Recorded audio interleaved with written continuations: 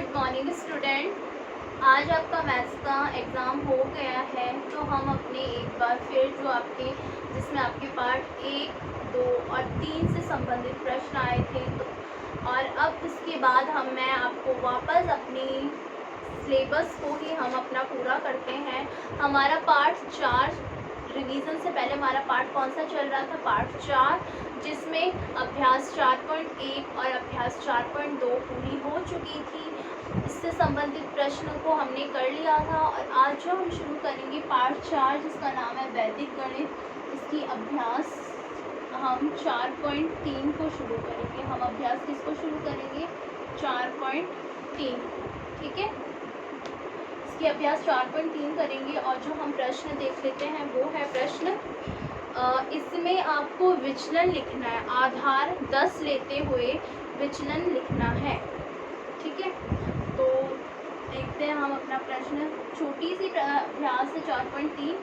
विचलन आपको आ जाएगा ज्ञात करना। उसके बाद हम शुरू करेंगे अपनी अभ्यास 4.4। तो पहला प्रश्न है आधार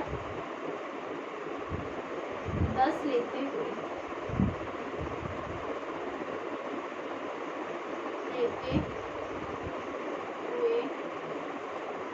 विचलन लिखो या ज्ञात करो, जो भी है ज्ञात करो। तो हमारा जो प्रश्न हम लेते हैं, प्रश्न हमारा पहला वो है 14, ठीक है। प्रश्न दूसरा है, मतलब हम एक बार एक साइड में लिख लेते हैं विचलन।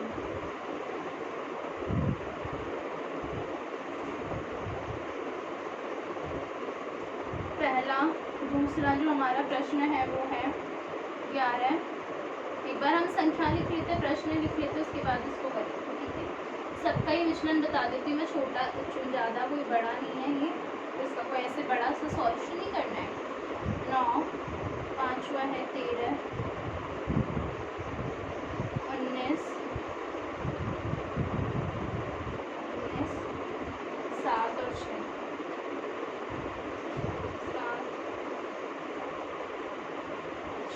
ठीक है। तो हम देख लेते हैं विचलन कैसे करते हैं। तो 14 विचलन कैसे निकालते हैं? देखो आधार हमें क्या लेना है? 10 लेना है। तो आधार 10 लिया है हमने, ठीक है। तो अब आपको प्रश्न में जो संख्या दी हुई है उसको सबसे पहले लिखना है, ठीक है। प्रश्न में जो संख्या दी है वो सबसे पहले लिखना है और आधार कितना है? 10 है और आपको क्या करना है? विचलन में आपको घटाना होता है, ठीक है। तो अगर संख्या यहाँ पर 10 से बड़ी है तो आपको खुद पता है 14 में से 10 घटाएंगे तो कितना आएगा? 4।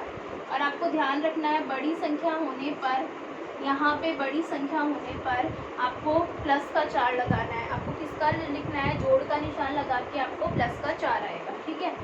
अब यहाँ पे वापस संख्या क्या है? दूसरे प्रश्न में संख्या 11 है और आधार कितना लेना है? 10 लेना है। तो 11 में से 10 घटाने पर क्या आता है? 1। संख्या बड़ी होने पर प्लस का निशान आता है, प्लस का चिन्ह आता है।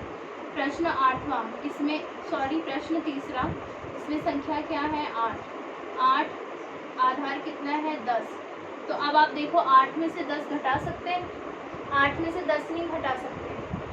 10 में से 8 घटाने पर 2 आता है। 10 में से 8 घटाने पर क्या आता है? 2 आता है। अब आप देखो यहाँ पर संख्या अगर यहाँ पे आधार से छोटी होती है, आधार से संख्या छोटी होती है तो प्लस की जगह यहाँ पे जो उत्तर आता है वो क्या आता है? माइनस में आता है। वो किस में आता है? माइनस में आता है। ध्यान रखना है यहाँ पे प्रश्न में संख्या बड़ी होगी आधार से तो प्लस में उत्तर आएगा घटाने पर, और अगर छोटी संख्या होगी तो माइनस में उत्तर आएगा। अब अगला प्रश्न भी, इसमें भी 9 में से 10 तो नहीं घटा सकते, 10 में से 9 घटाएंगे 1 आएगा। लेकिन यहाँ पे संख्या 9 छोटी संख्या है, छोटी संख्या होने पर माइनस में उत्तर आता है, ठीक है। अब यहाँ पे बड़ी संख्या है 13 तो प्लस का 3 आएगा, ठीक है। बड़ी संख्या होने पर प्लस का आता है और छोटी संख्या होने पर माइनस का आता है। घटाएंगे माइनस का निशान, इसमें भी घटाएंगे माइनस का निशान। समझ में आ गया? प्रश्न में जो संख्या दी गई है अगर वो छोटी होती है तो माइनस में आता है उत्तर, और अगर बड़ी होती है तो प्लस में आता है। ठीक है, ये आपकी प्रश्नावली हो गई पूरी। अब हम इसी से संबंधित प्रश्नों को करते हैं। जो प्रश्न 4 से संबंधित जो प्रश्न है वो अभ्यास 4.4 में है। तो हम अपनी अभ्यास क्या करेंगे अब 4.4, जिसमें आपको करना है निखिलम विधि से गुणा। बहुत इम्पॉर्टेंट क्वेश्चन है, इससे क्वेश्चंस बनते हैं, क्वेश्चंस आते हैं आपके एग्जाम में। ठीक है, एक्सरसाइज 4.4 अभ्यास 4.4, निखिलम विधि से गुणा करो। निखिलम विधि से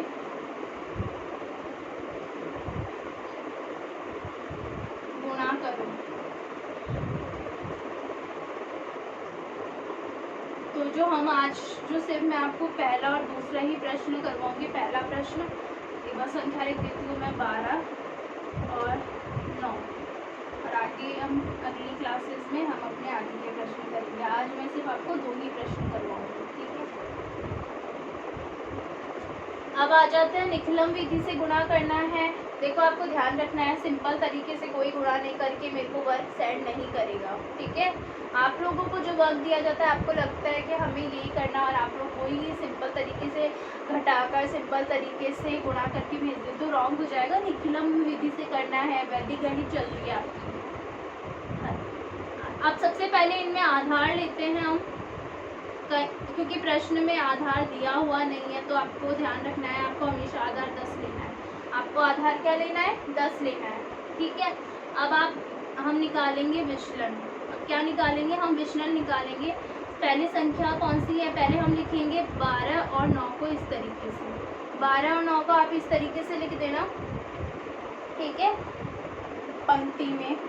फिर उसके बाद आप ऐसे लिखने के बाद इसके सामने इनके विचलन निकालोगे। इनके विचलन मैंने आपको अभी अभ्यास 4.3 में बताया है।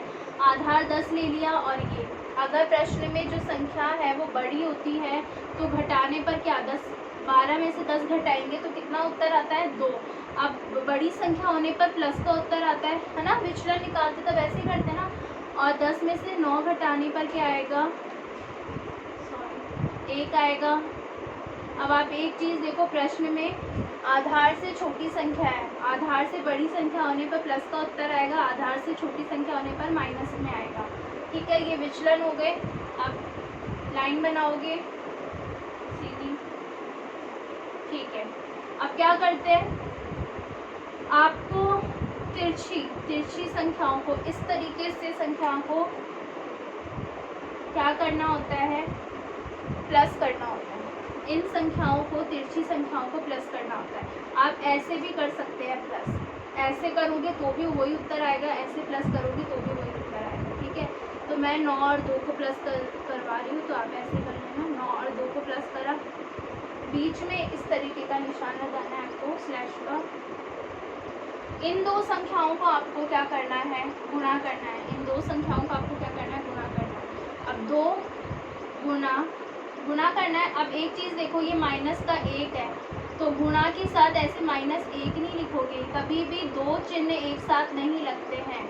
तो हम क्या करते हैं? ब्रैकेट लगा देते हैं। ठीक है, क्योंकि गुणा और माइनस दोनों चिन्ह है ना, तो चिन्ह एक साथ नहीं लिखते हैं, 2 चिन्ह एक साथ नहीं लिखते, इसलिए मैंने ब्रैकेट लगा देते हैं। अब यहाँ पे देखो, 9 और 2 को जोड़ोगे तो 11 हो जाएगा। ठीक है, 9 और 2 को जोड़ा तो 11। 2 को 1 से गुणा करो, 2 एकम 2। अब एक चीज़ देखो, अगर एक भी संख्या आपको 2 और 1 क्या है? माइनस का है ना। 1 के आगे कौन सा चिन्ह लगा हुआ है? माइनस का। तो जो हमारा उत्तर भी क्या आएगा? माइनस में आएगा।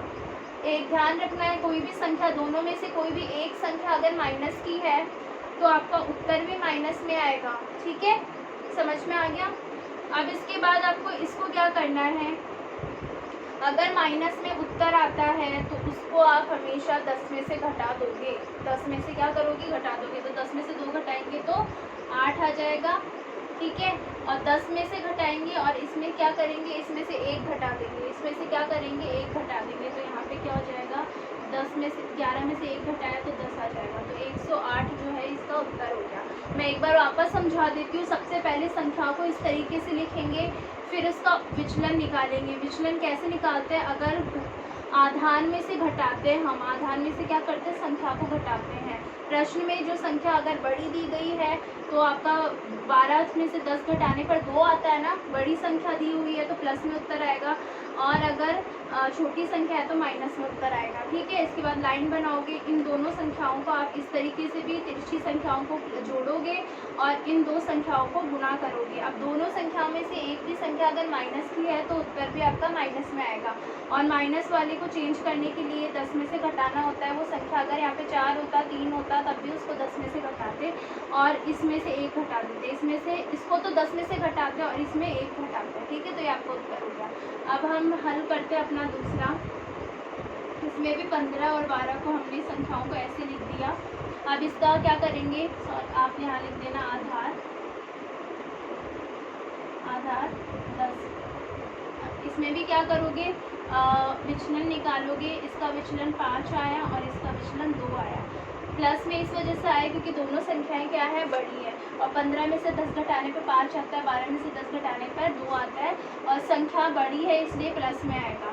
इसके बाद ऐसे निशान लगा दो। अब क्या करते हैं? 12 और तिरछी संख्याओं को जोड़ना होता है, तो 12 और 5 को जोड़ेंगे और इन दो संख्याओं को क्या करना होता है? गुणा करना होता है। 5 और 2 को गुणा करेंगे तो 5 और 2 को गुणा किया 10 आता है, 12 और 5 को जोड़ने पर 17 आता है। अब एक चीज़ ध्यान रखनी है, यहाँ पे कभी भी दो संख्याएं एक साथ नहीं होनी चाहिए, एक ही संख्या होनी चाहिए। तो यहाँ पे क्या करेंगे? आप इसको क्या करोगे? अगर दो संख्याएं हैं तो पीछे वाली संख्या तो ऐसे ही लिख दोगे, इस एक को 17 में जोड़ दोगे। इस एक को क्या करोगे? 0, पीछे वाला अंक तो वैसे का वैसे लिख देंगे और इस आगे वाले अंकों को इस संख्या के साथ जोड़ देंगे। तो 1 और 17 को जोड़ेंगे तो 18 हो जाएगा। तो ये आपका 180 क्या हो गया? इसका उत्तर हो गया। ठीक है, ओके स्टूडेंट्स, सो यहाँ पर ये आपके प्रश्न हो गए। इनको आपको अपनी कॉपी में करना है और आगे हम और प्रश्न करेंगे जिससे आपको और समझ में आ जाएगा अच्छे से। ठीक है।